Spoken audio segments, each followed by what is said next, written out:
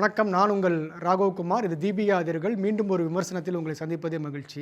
உலகம் முழுக்க இறை நம்பிக்கை இருக்கு. அதே மாரி இறை நம்பிக்கை மாறிய இறைவனை மறுக்கக்கூடிய அல்லது இறைவனுக்கு எதிராக செயல்படக்கூடிய சாத்தான், பேய் இந்த மாரி சில விஷயங்கள் மேலேயும் எல்லா மதங்கள்லயும் இந்த ஒரு நம்பிக்கை இருக்கு. நம்ம இதை அடிப்படையாக கூட நிறைய படங்கள் நம்ம உலக அளவுல வந்திருக்கு. குறிப்பா பார்த்தீங்கன்னா, பைபிள்ல சொல்லக்கூடிய அந்த கருத்துக்களையும், கதைகளையும் எடுத்துக்கிட்டு கடவுளுக்கு எதிராக செயல்படக்கூடியவர்கள், கடவுளை போன்று தங்களை நினைத்துக் கொண்டு வாழக்கூடியவர்கள் அப்படின்னு சொல்லிட்டு ஒரு ஒன்லைன் இருக்கும். அந்த ஒன்லைனை பேஸ் பண்ணி நிறைய படங்கள் உலகம் முழுக்க வந்திருக்கு. அப்படி ஒரு படம் தான் இப்போ ஜென்ம நட்சத்திரம் அப்படின்னு ஒரு படம் இப்போ நாம பார்க்க போறோம். இந்த படத்தை மணிவர்மன் இயக்கியிருக்காரு.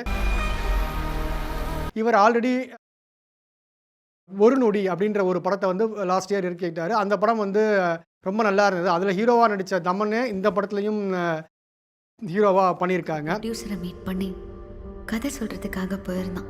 நம்ம எடுக்கிறோம். அவனுடைய 1000 ஏமாற்றங்கள்ல இதுவும் ஒண்ணு. இப்போ இந்த படத்தினுடைய கதை என்ன அப்படின்னு பார்த்தீங்கன்னா, நம்ம நிறைய படங்களை பார்த்த கதை தான். இதை வேற மாதிரி அவங்க சொல்ல ட்ரை பண்ணியிருக்காங்க. படத்தினுடைய ஓப்பனிங்ல ஒரு சீன் சொல்றாங்க. அதாவது எப்படின்னா, நம்ம உலகத்தை படைத்த இந்த கடவுள் மனிதனை படைத்தாரு. அப்போ லூசிஃபர்ன்ற ஒருத்தர் என்ன கேட்குறாரு அப்படின்னா, இந்த மனிதன் நல்லவனா இருக்க மாட்டான், எதிர்காலத்தில் இவன் பெரிய தீங்கு செய்வான், உங்களைப் போலவே இவங்களை நீங்கள் படைச்சிருக்கீங்க அப்படின்னு லூசிஃபர் கேட்குறாரு. உடனே லூசிஃபரோட கருத்துக்காக கோவப்பட்டு கடவுள் என்ன செய்கிறாரு, அவரை பாதாளத்தை தள்ளிடுறாரு. அப்போ பாதாளத்தில் அவன் என்ன பண்ணுறான், என்னை போலவே ஒருத்தரை இந்த உலகத்தில் உருவாக்கி இந்த உலகத்துக்கு நான் தீங்கு செய்ய போகிறேன்னு சொல்லிட்டு சொல்கிறான். இப்படி தான் இந்த படம் ஆரம்பிக்குது.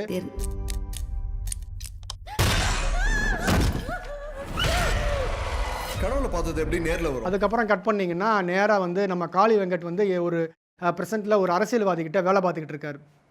இந்த அரசியல்வாதி யாருன்னா நம்ம வேலராமூர்த்தி ஐயா. அவர் வேலை பார்த்துட்டு இருக்கும்போது அது அரசியல் ஓட்டுக்காக சில படங்கள்லாம் கொடுப்பாங்க இல்லையா, அந்த படங்கள்லாம் இவர் டிஸ்ட்ரிபியூட் பண்ணிக்கிட்டு இருக்காரு. இவர் டிஸ்ட்ரிபியூட் பண்ணாலும் காளி வெங்கட் ரொம்ப நல்லவர். ஒளிவிளக்கு சின்னம் படுதோல்வி அடையும் என்பதை யாராலும் தடுக்க முடியாது. நம்ம சொன்னாங்க. ஏய் சாரிப்பா. என்னடா பெரிய பட்டம் இருக்க போலையா? கடலூர்லேருந்து பாண்டிச்சேரி வர்ற ரோட்டில் ஒரு பால் அடைஞ்ச மில்லுக்குள்ளே தான் பணத்தை வச்சுருக்கேன். அதனால் என்ன பண்ணுறாரு, நியாயமாக இருக்கார். ஆனால் இன்பிட்வீன் டைம் என்ன ஆகுது, இவருடைய பொண்ணுக்கு உடம்பு முடியாமல் போகுது. பொண்ணுக்கு உடம்பு முடியாமல் போனவுடனே ஒரு 40 லட்ச ரூபா தேவைப்படுது ஒரு சர்ஜரிக்காக. வேல்ராமூர்த்திட்ட போய் கேட்குறாரு. அவர் என்ன பண்ணுறாரு, நான் என்கிட்ட அவ்வளவு பணம் இல்லைன்னு சொல்கிறத விட இந்த பொண்ணு உனக்கு எதுக்கு தேவை, இதுக்கு போய் இவ்வளவு செலவு பண்ணிகிட்டு இருக்கு அப்படின்னு சொல்லி ஒரு மாதிரி டீஸ் பண்ணி அனுப்பிடுறாரு. இவர் என்ன பண்ணுவார், அதுக்காக இவர் நம்மளை ஏமாற்றிட்டாருன்றதுக்காக 54 கோடியை எடுத்து பதுக்கி வச்சிருவார். 7 கோடி ஆயுசுக்கும் நம்ம பார்க்க முடியாதாமோ. அது மட்டும் இல்லை, அந்த குழந்தை உசுரை காப்பாற்றியாக விடியறதுக்குள்ள அந்த பணம் எங்கே இருந்துச்சோ அங்கே சேரும். இதை தெரிஞ்சுக்கிட்ட நம்ம அரசியல்வாதி நம்ம வேலமாரத்தியோட ஆட்கள் இவரை பிடிச்சு கேட்பாங்க. இவர் சொல்ல மாட்டார்.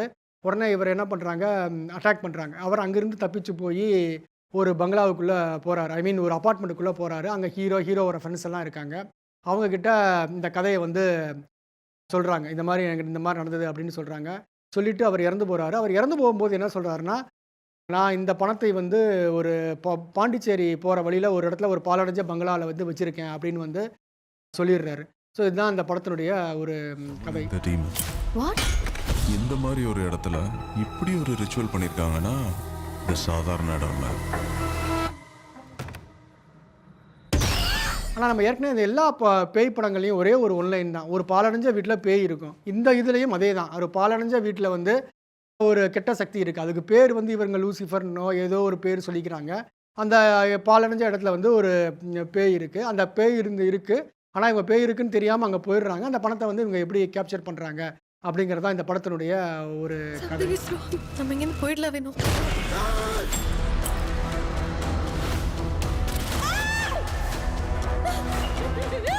சாத்தானின் பிம்பம் பயணத்தில் வரும் அனைவரும் இளைப்பாறும் மரங்களே, முடிவில் ராஜ்யம் தொடங்கும்.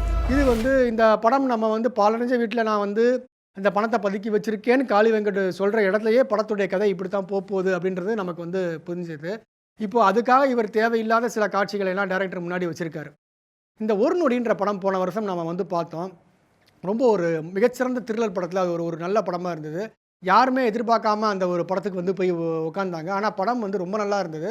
மதுரையை பின்புலமாக கொண்டு அந்த படம் டைரக்ட் பண்ணியிருப்பார். ஆனால் அதை எக்ஸ்பெக்ட் பண்ணி இந்த படத்துக்குள்ளே போனோம்னா இந்த படத்துக்கும் அதுக்கும் எந்த சம்மந்தமும் இல்லைன்ற மாதிரி இந்த படம் இருக்குது. ஏன்னா ஒரு டேரக்டர் 2வது படத்தில் தான் அவர் உண்மையான திறமையை காட்டுறதா சொல்லுவாங்க. இவர் 2வது படத்தில் வந்து இவர் வந்து என்ன பண்ணியிருக்காரு, ஒரு த்ரில்லரையும் ஒரு நம்ம ஹாரரையும் போட்டு கன்ஃபியூஸ் பண்ணியிருக்காரு. ஹாரர் த்ரில்லராக கொடுக்க அந்த படத்தை வந்து ட்ரை பண்ணியிருக்காரு. ஆனால் பழையசில் என்ன ஆகுதுன்னா, ஹாரர் எல்லா படத்துலையும் பார்த்தது தான். நாம ஒரு பங்களாக்குள்ளே பேய் இருக்குது, அந்த பேய் வந்து எல்லாரையும் கொல்லுதுன்ற ஒரு கான்செப்ட் வந்து எல்லா படத்துலையும் 99.9% படத்தில் நம்ம வந்து பார்த்துட்டோம்.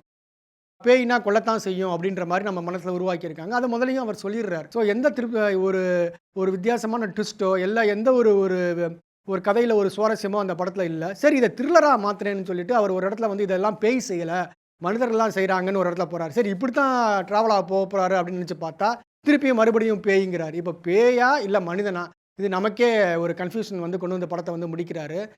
ஸோ இது நமக்கு வந்து இன்னும் வந்து நம்ம இந்த படத்தை வந்து சிறப்பாக எடுத்திருக்கலாம் இவர். ஏன்னா நல்ல ஒன்லைனை எடுத்துட்டாரு. ஆனால் ஒன்லைனுக்குள்ளே அவர் நிறைய டீட்டெயிலிங்காக அதை வந்து பேசியிருக்கலாம்.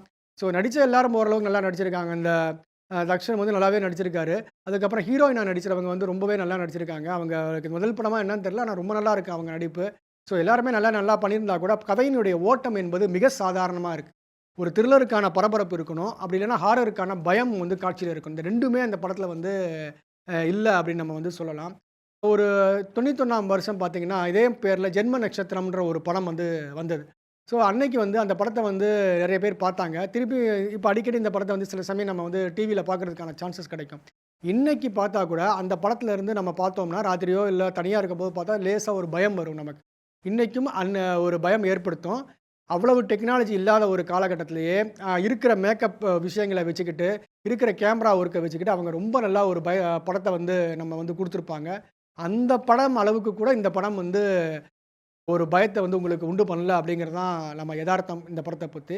இதில் கேஜி அவருடைய ஒளிப்பதிவு வந்து படத்தில் நல்லா இருக்குது. பின்னணி இசை ஆவரேஜாக இருக்குது. ஒளிப்பதிவு வந்து இந்த படத்தில் வந்து கொஞ்சம் முன்னாடி நிற்குது. ஒளிப்பதிவுக்காக இந்த சில காட்சிகளை நம்ம வந்து பார்க்கலாம்.